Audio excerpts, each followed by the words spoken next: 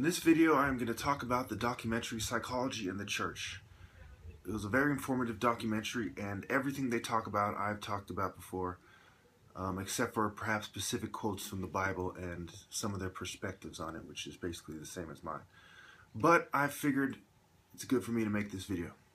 So they talk about Sigmund Freud, psychoanalysis, hypnosis, dream interpretation, and free association.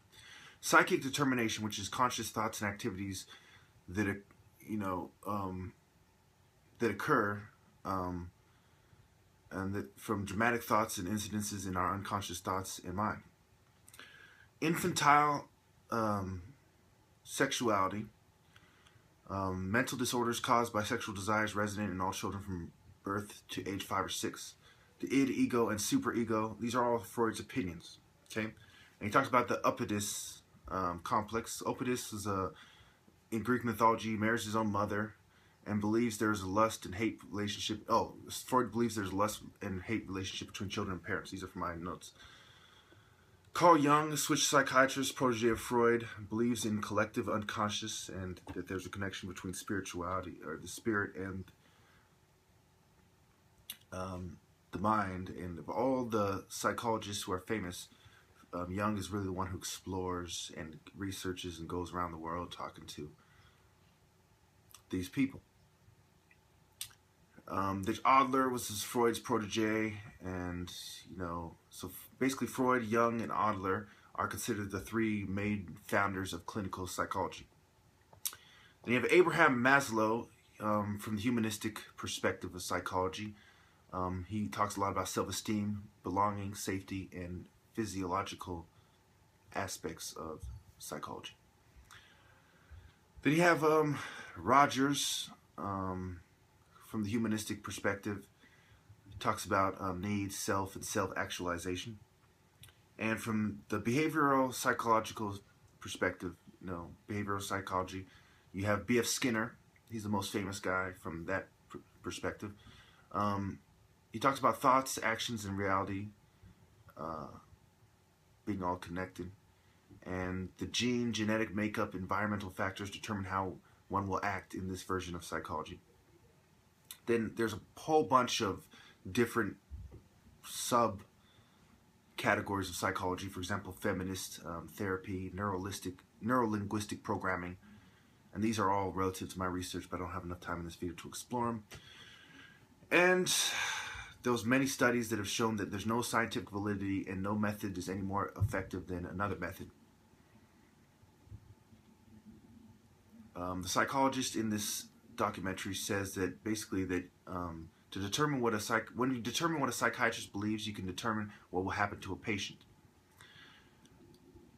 Now they talk about a bunch of well, not a bunch of them, but some mental disorders as categorized by the DSM. I believe the DSM-4 has 387 mental disorders.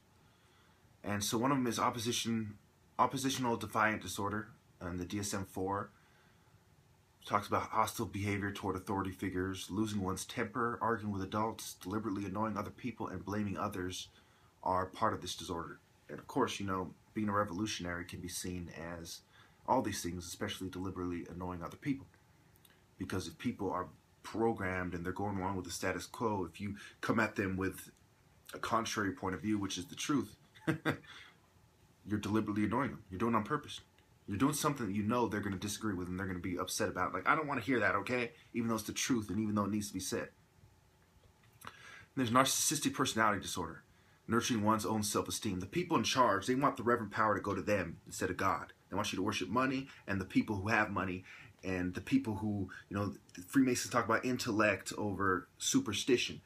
So they want you to value these rich people and associate them with being intellectuals, and these people who have been allowed their position of power, chosen and given to them by the rich people, as the people that you revere. Moving on. There was a bunch of studies and a panel of 80 scholars and scientists into psychology, a study of science, okay, is what the book was titled. And the guy Sigmund Freud summed up the book by saying, I think by this time I think it should be utterly and finally clear that psychology cannot be a clear science. Okay, I apologize for some of the, mistakes I made having to say things over and over again, because these are from my notes, and my notes aren't exactly perfect. Anyway, and the irony of them talking about incoherent speech when they are the kings of it, because what did they say? Psychology is not a clear and coherent science.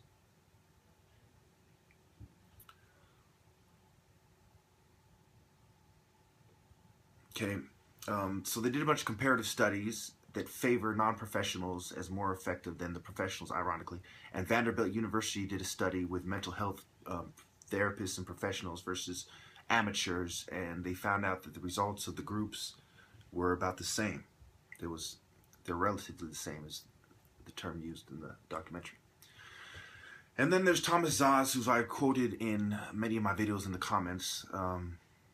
He's referred to as a leading researcher into psychiatrists, a leading psychiatric researcher, a researcher of psychiatry, who's a psychiatrist himself. He says psychotherapy is a fake religion that seeks to destroy real religion, and that Freud wished to take revenge and destroy Christianity, as does Freemasonry. And I explore why that is. Homosexuals, feminists who feel they've been shunned by the church's patriarchy, Satanists, atheists, all found their way to Masonry so they could discuss their intellectual ideas, which the church was repressing. And there's a little grain of truth to that. For example, the church didn't want to believe that the earth revolved around the sun. And so there was a grain of truth to it. But is it the ultimate truth? Hell no. It's so far from the ultimate. The ultimate reality is the things that are discussed in the Bible, even if the Bible was false, are still far superior as a way of thinking than psychology and psychiatry will ever be. It doesn't even come close. And they've done more to help people in need than psychiatry and psychology ever has done and ever will do in the future up to this point already. What does that tell you? So, reflecting on everything I've talked about, the neuro-linguistic programming, obviously the programming you and language is a part of that, and the symbolic speech, if you will, is a part of that. Feminist therapy, what do you think this is? It's its own religion. Feminism is a religion, psychiatry is a religion, and psychology is a religion, if you will, and they've integrated them in order to program you, using therapy.